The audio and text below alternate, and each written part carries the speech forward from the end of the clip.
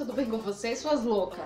Bom, hoje a história que eu vou ler, com certeza muitos estão passando por isso. E muitos acham que a vida não tem mais solução. Tudo depende daquele homem. Não nasceu grudada com ele e existe sim uma forma de você esquecer um grande amor. Hoje a história é da amada, que não sabe como sair do fundo do poço. Lia, boa tarde. Ontem, pesquisando vídeos na internet, encontrei o seu canal. Isso é muito bom. E gostaria muito que você pudesse ler a minha história. Hoje eu tenho 36 anos. Quando eu tinha 14 anos, namorei um rapaz. Para ser honesta, meu primeiro namorado. Já nos conhecíamos desde que eu tinha 9 anos. Minha mãe era melhor amiga da avó dele. Ele era órfão de pai e mãe. Nós namoramos por alguns meses. Acredito que uns 9.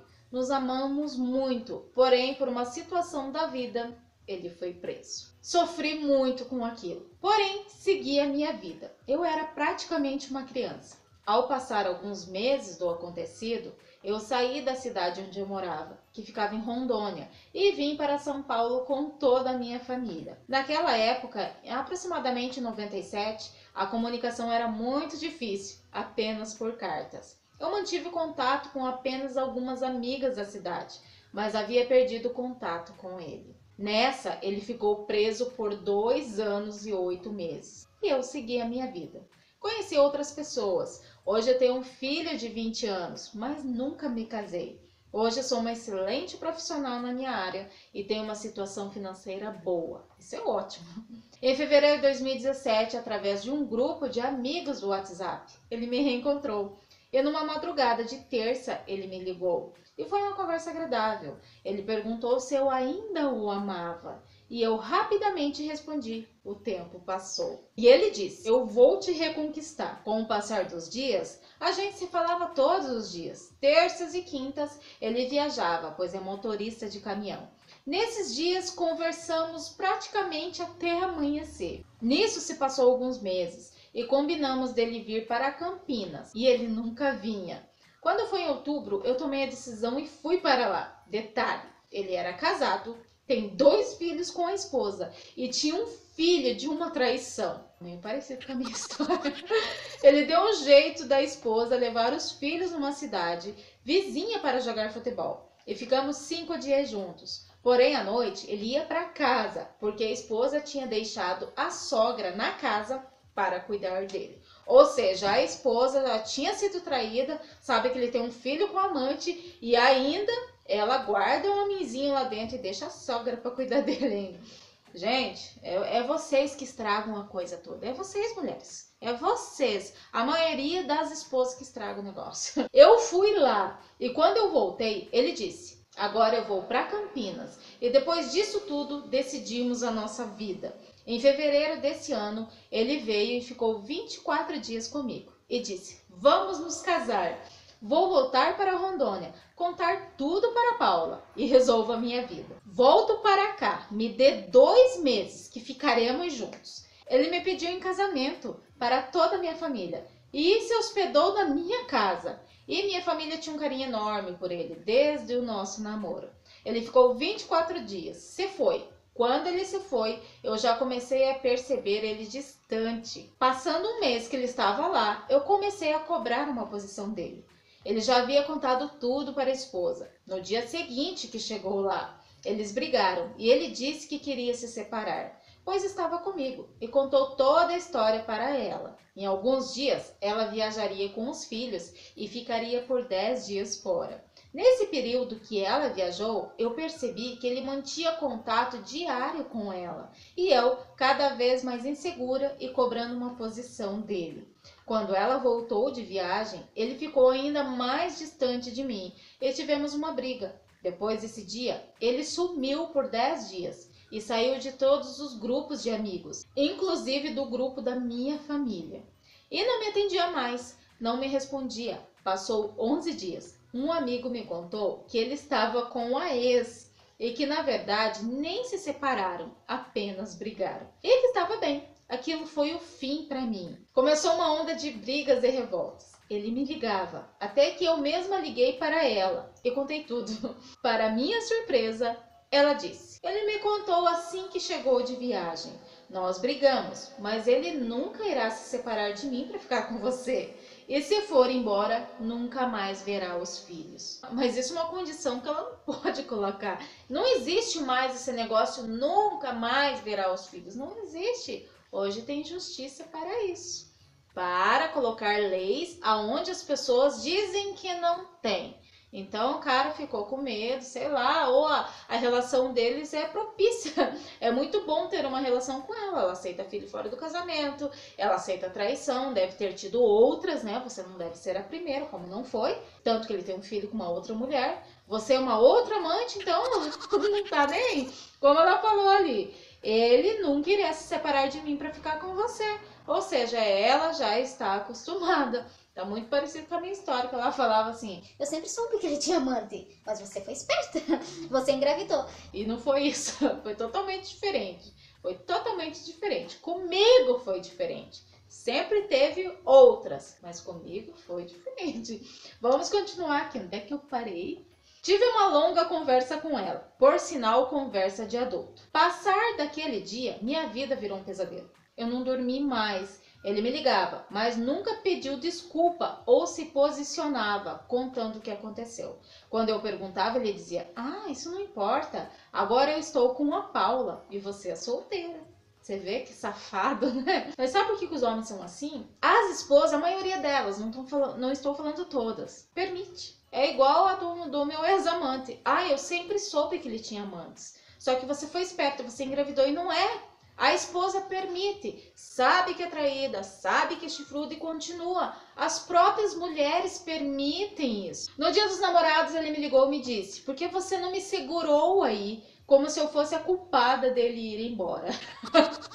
Ainda um safado ainda faz essa pergunta, como se a gente, né, fosse a culpada da situação. Ou seja, eles não têm coragem de fazer a coisa e jogam a culpa na gente, pra gente se sentir mal. Mas é aí que você não pode se sentir mal, porque é uma jogada, eles são espertos, então sejam mais espertos que eles. Sei que de tudo que fiz e o risco que eu corria, mas eu, inocente, acreditava que ele me amava e que ficaríamos juntos. Eu descobri há 3 anos atrás que eu sou dependente emocional e faço parte do grupo MADA, Mulheres que Amam Demais. Esse grupo me ajuda muito a me manter tentando esquecê-lo. Mas lá no fundo, a maldita esperança ainda existe.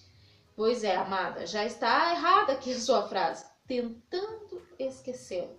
Não, você não tenta, você treina. Todo dia é um treinamento para você esquecê-lo, sim, para você desvincular a sua vida dele. Eu não consigo me livrar dele. Às vezes ele aparece, como se nada tivesse acontecido. Me manda oi, e eu, idiota, ainda respondo.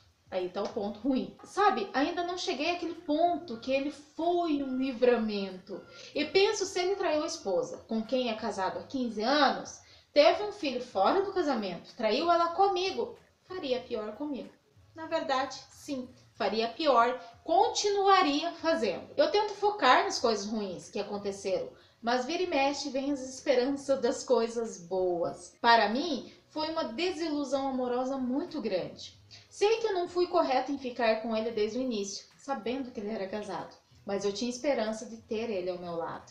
Tenho pesquisado muito sobre histórias de amantes. Existem poucas matérias sobre, porque infelizmente julgar é mais fácil, e eu jamais entraria nessa furada se eu tivesse consciência de que eu iria passar por tanta dor. Bom, essa aqui é a minha história, que parecia ser uma linda história e que no final só me trouxe muita dor. Então, amada, eu vou te dar um exemplo da minha história.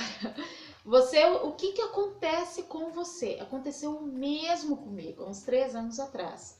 Logo, quando eu tinha um namorado, inclusive vou deixar o vídeo aqui no card, quando eu me apaixonei por um androide. Ali tá bem certinho. Eu tinha um namorado, ele era soldado do exército, e assim, eu tinha fascinação por ele. E ele me deixou, eu tinha o que, entre 16 anos. E aquilo ficou na minha cabeça: poxa vida, se eu tivesse corrido atrás, poxa vida, se eu tivesse implorado mais um pouco, poxa vida, se eu tivesse aceitado quando vi ele lá no terminal rodoviário, e ficava com aquilo na cabeça. Se eu tivesse casado com ele, eu seria feliz. E é esse o problema.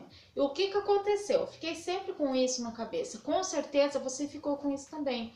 20 anos se passaram para mim, 20 e poucos para você, né? Você reencontrou ele. Ou seja, veio para finalizar aquilo tudo que não aconteceu e veio para mostrar que realmente não daria certo. E não deu. Eu fiz tanta loucura. Comigo não deu. Hoje, nossa, gente, eu tenho vontade de me bater hoje. Como é que eu pude ter sido tão idiota? Você disse que não chegou no ponto do livramento, mas você sabe que teve um livramento. Só que você não aceita que teve um livramento. Você precisa aceitar. Você apenas tem 36 anos, tem um filho de 20. O que te impede de ser feliz? Tem uma profissão boa? Tem a sua renda? Ele veio para lhe mostrar que ele não serve para você. Acabou. O livramento está aqui. Só que você tem que aceitar. Você sabe que ele não vai te fazer feliz. Você sabe que ele não vai parar de trair. Você sabe que ele não presta. Você sabe disso tudo. Você entende isso tudo, só que você não compreende. Somente entender não basta. Você tem que compreender. Colocar dentro da sua cabeça, não dá. Ele é assim, ele é assado. Ficou aquela fantasia do passado na sua cabeça. Ficou aquilo tudo e você trouxe. Porém, de tanto você pensar que vocês se reencontraram, e ali finalizou. Acabou. Tanto que ele te disse, você é solteira e eu vou continuar com a Paula. Essa Paula, pelo amor de Deus, merece umas pauladas, porque ela aceita tudo. Pode vir 10 mulheres, ela vai aceitar todas, porque ela não vai se separar. Parece que é uma história que aceita tudo. Você vai ter que compreender. Você entende. Tanto que você falou ali, eu não consigo me livrar dele. Do nada ele aparece, me manda oi, eu idiota ainda respondo. Você sabe que está sendo idiota, você sabe que está sendo trouxa, só que você não compreendeu ainda. Quando você começar a compreender e você tirar o tentar, treina dentro do seu sentimento. Peraí, mas as fantasias das coisas boas vêm e ficam. Para que serve o papel e caneta? A nossa mente sacaneia a gente, ele trai. Por isso que você tem que escrever. Eu nunca me esqueci que um patrão meu falou, ele falou assim, viu, Lia, o que você quer pro ano que vem? Eu falei, eu quero isso, quero aquilo, não sei o que, não sei o que. Ele falou, viu, mas você escreveu? Eu falei, não, tem tudo na minha cabeça. Ele falou, pois é, você vai trair você mesma. Isso é verdade, porque não tem papel. Papel e caneta, coisas boas, coisas ruins, nem que você tenha que ler todos os dias. Espera aí, ele me fez isso, me fez aquilo, e você vai treinando, é questão de treinamento. Primeiro ponto, sofra tudo que você tem que sofrer. Fique no teu quartinho, analise, fique debaixo das cobertas, chore que tem que chorar. Só que não esqueça que no outro dia você precisa se levantar. O que você tem que fazer? Procurar coisas para você fazer, coisas que você não fazia. Olha o dia como é bonito, olha as árvores como é bonito. O que eu vou fazer de diferente que eu nunca fiz, eu quero fazer? Sair andar, fazer uma academia, fazer algum exercício.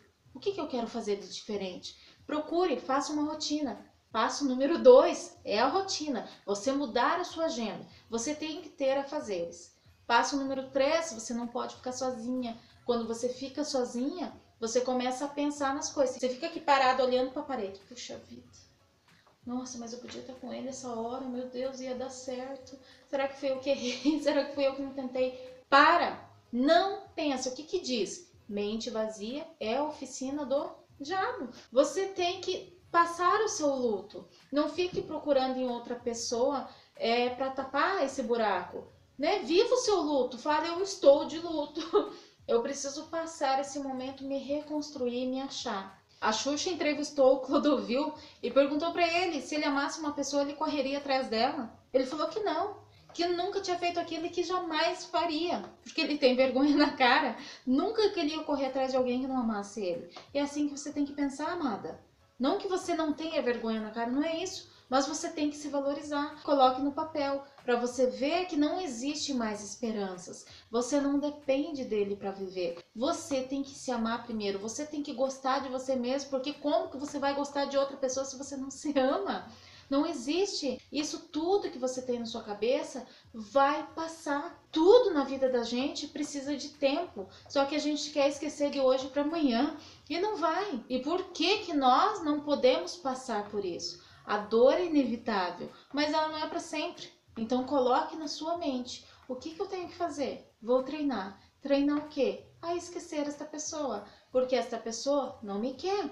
Essa pessoa não quer eu do lado dela. Essa pessoa não me escolheu. Sabe como que eu esqueci do meu amante? Na verdade, gente, eu nunca contei o que aconteceu, né? Quem sabe eu conte depois com detalhes. A gente tava assim com um relacionamento muito conturbado, ele se envolveu com outra pessoa. E esta menina ficava ligando na minha casa. Eu tinha identificador e eu descobri o número dela. Como é que eu fazia? Eu ligava no número dele, estava ocupado. Eu ligava no número dela, estava ocupado. Falei, peraí, ele tá com outra pessoa. Sou eu lavando meu chinelo, água correndo. Eu pensei, puta que pariu. Eu tenho um filho dele. Ele é casado, traiu a esposa, sei lá quantas vezes. Eu tenho um filho dele, ela descobriu, aceitou, beleza. O problema é dela. E aí, o que acontece? Ele arrumou outra? E eu vou ficar sofrendo? Aquela água escorrendo, eu lavando meu chinelinho ali. Falei, por que eu tenho que ficar sofrendo? Não. Vou viver a minha vida. Quando ele se arrependeu, que eu saía do meu trabalho, né, que eu voltei a trabalhar de novo, quando eu chegava na esquina da minha casa e via que a caminhonete dele tava lá, eu não proibia de ver o filho. Chegava lá, a caminhonete tava na esquina, eu dava a volta na quadra. Falei, não quero mais. Não quero, não vou aceitar isso. A partir daquele momento a minha mente abriu. Eu falei, não, eu não preciso disso. Eu posso muito bem ser feliz sozinha. Ali, gente, eu fiquei 5 anos sozinha. Depois eu arrumei um tralha, porque eu não tinha consciência, né? Eu não tinha consciência, eu trouxe coisas ruins, só pensava coisas negativas, só falava coisas negativas, só dizia que as coisas não davam certo pra mim, caixa eletrônico, caixa dava pane, que não tinha vaga de estacionamento pra mim, só coisas negativas. E eu trouxe uma coisa negativa, um cara muito ruim. Só que com ele também aprendi muitas coisas que jamais eu vou fazer de novo. Hoje eu penso 10 vezes, aparece um trem pra mim. Não, peraí. Analiso, já vejo no olhar, já vejo na face, da forma como se move, como fala. Você só vai parar de sofrer, amada, quando acontecer, né? Aquela mutação que aconteceu comigo, quando eu tava lavando meu chinelinho debaixo da água e eu tive a consciência, eu falei, peraí, pra que é que eu preciso passar por isso? Eu falei, não quero mais, não quero mais. E não quis mais. Então somente vai acontecer quando você se permitir, quando você compreender que ele não faz mais parte da sua vida e que você não depende dele para viver. Tá ok, amada? Se você quiser entrar pro meu grupo do WhatsApp, vai lá na fanpage, deixe seu número. Também deixe o seu like que não custa nada. Curta a minha fanpage, envie o seu e-mail com a sua história e até o próximo vídeo. Beijos e tchau! Afogados